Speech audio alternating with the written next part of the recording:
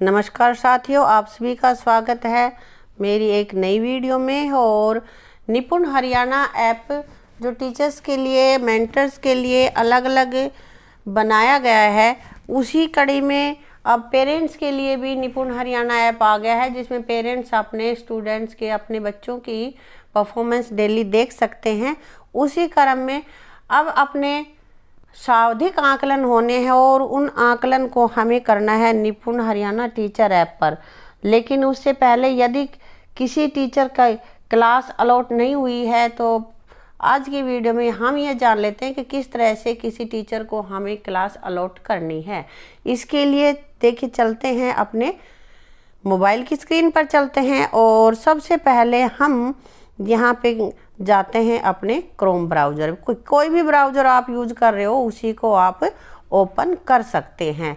तो यहाँ पे हम सबसे पहले निपुण हरियाणा ऐप का जो डैशबोर्ड है उसका लिंक मैं आपको डिस्क्रिप्शन में भी दे दूँगी, और यहाँ पे हम निपुण हरियाणा ऐप का डैशबोर्ड का जो लिंक है वो यहाँ पे हम पेस्ट कर रहे हैं। तो मैंने यहाँ पे पेस्ट कर दिया है और देखो नीचे आ चुका है। तो यहाँ पे हम क्लिक करेंगे और यहाँ क्लिक करने के बाद यहाँ पे डिटेल्स आई है, teacher allocation, detail, KPIs and other features. तो हम यहाँ पे टीचर एलोकेशन के बारे में जानेंगे कि किसी टीचर को यदि क्लास अलॉट नहीं हुई है तो हम उसको किस तरह से अलॉट कर सकते हैं। तो आज की वीडियो में हम यही जानने वाले हैं। तो चलिए देखिए, यहाँ पे कुछ टीचर्स को यहाँ पे क्लास ऐड हो रखी हैं, उनको कर रखा है कि उनको कौन कौन सी क्लासें अलॉट हुई हैं। तो यहाँ हम देखते हैं कि ये हमारे एक टीचर है और इनको यहाँ पे कोई क्लास अलॉट नहीं हुई है। तो देखो यहाँ पे जिनको अलॉट हो चुकी है उनका तो यहाँ पे दिखाई दे रहा है, और एक के अलावा एक्स्ट्रा क्लास भी आप अगर अलॉट करना चाहते हैं तो यहाँ पे लिखा हुआ है अलोकेट क्लास एंड सेक्शन।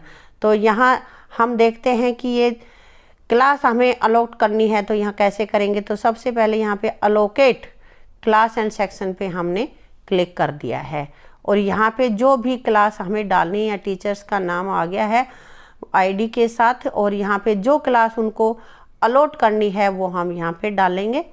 तो यहाँ हम डाल देते हैं ये क्लास, जो भी क्लास है। लेकिन इसमें ये भी आपको ध्यान रखना है कि ये सिर्फ उन्हीं टीचर्स के लिए है जो 1, 2, 3 निपुण हरियाणा जिनके लिए चला हुआ है, उन्हीं क्लासों के लिए है। फर्स्ट, सेकंड, थर्ड के जो भी टीचर्स हैं उनके लिए हमें क्लास अलॉट करनी है।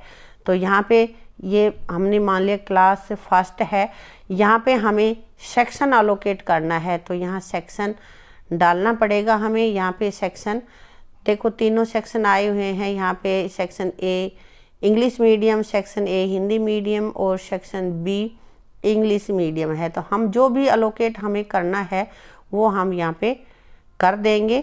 तो यहाँ पे मान लिया मैं यहाँ पे कर रही हूँ सेक्शन A अलोकेट। तो यहाँ पे ये आ गया है, ये अलोकेट पे क्लिक करते ही इनको अलोकेट हो गया है। यहाँ पे देखिए ये आ गया है।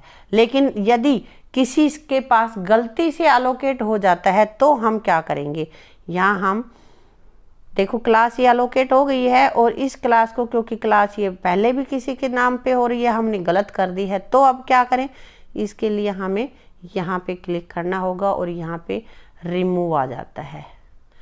ये देखो यहाँ पे लिखा हुआ है फर्स्ट A इंग्लिश पे हमें रिमूव करना है। तो यहाँ यस रिमूव पे मैं क्लिक करूँगी और ये रिमूव भी हो जाएगा। तो इस तरह से हम क्लास टीचर को क्लास अलोकेट भी कर सकते हैं और रिमूव भी कर सकते हैं। यहाँ पे देखो रिमूव आ गया है। तो उम्मीद करती हूँ कि आपको समझ में आ गया हो किस तरह से हम क्लास अलोकेट कर सकते हैं। कुछ टीचर्स को अलोकेट नहीं हुई होंगी और अभी हमारे सावधिक आकलन होने हैं, तो उसके लिए ज़रूरी है कि क्लास अलोकेट हो, तभी आपके पास बच्चों की लिस्ट आएगी और लिस्ट आने के बाद ही आप उनके सावधिक आकलन करवा सकते हो। इसलिए सबसे पहले क्लास अलोकेट करना बहुत ज़्यादा ज़रूरी है।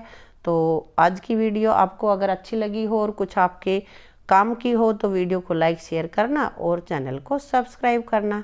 Thank you.